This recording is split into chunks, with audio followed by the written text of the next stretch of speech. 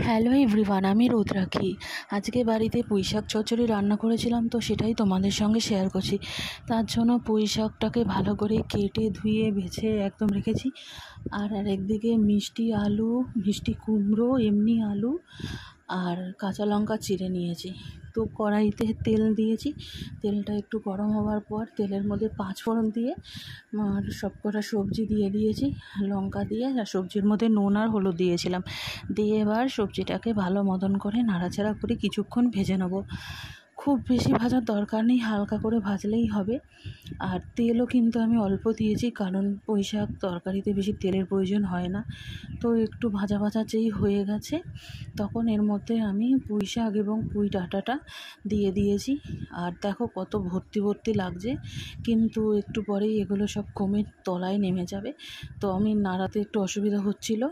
তারপরে নিচ থেকে সব সবজিগুলো উপরে তুলে শাকটাকে নিচে নামিয়ে দিয়েছি, যাতে শাকটা তাড়াতাড়ি নরম হয়ে যায়। তো দেখো শাকটা কিন্তু আস্তে আস্তে নেমে যাচ্ছে, নামতে নামতে দেখো কোথায় নেমে গেছে। তো এবার একটু ভালো করে নাড়াচাড়া করে দিচ্ছি, কিছুক্ষণ ভাজা ভাজা করে নেবো। আর শাক আর দেখাই যাচ্ছে না, অতটা শাক সব গলে কোথায় নেমে গেছে, সবজিগুলোই শুধু দেখা যাচ্ছে। তারপরে আমি এটাতে সামান্য পরিমাণ জল দিয়েছি, কারণ এর মধ্যে আলু, মিষ্টি আলু আর কুমড়োটা সেদ্ধ হবে এবং শাক আর ডাঁটাটাও সেদ্ধ হবে। কিছুক্ষণ সেদ্ধ হয়ে যাওয়ার পর দেখো এরকম হয়ে গেছে, সব কিন্তু মিশে গেছে আর পুরো টেনেও এসছে। তারপর আর একটু নাড়াচাড়া করে নিলাম, নাড়াচাড়া করার পর এবার এটাতে একটু চিনি দিয়ে দিলাম। পুঁই শাক বা যে কোনো শাকে কিন্তু চিনি না দিলে কিন্তু মানে খার খার লাগে যে কোনো শাকেই। তো চিনিটা দিয়ে আর একটু নাড়াচাড়া করে নিচ্ছি, নাড়াচাড়া করে একদম বসে গেছে শাকটা। তারপর আমি নামিয়ে নেবো। তো পুঁই শাক চচ্চড়ি একদম মাখা মাখা ভালো লাগে, ঝোল ঝোল ভালো লাগে না। তো দেখো যতটুকু জল ছিল আমি পুরো টানিয়ে একদম থকথকে টাইপের করে নিয়েছি।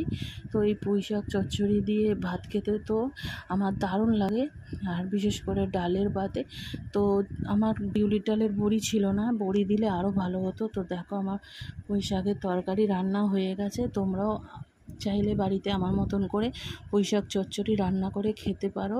আশা করি সবারই ভালো লাগবে। আর যদি তোমাদের ভালো লাগে আমার ভিডিওটি শেয়ার করে দিও। ধন্যবাদ।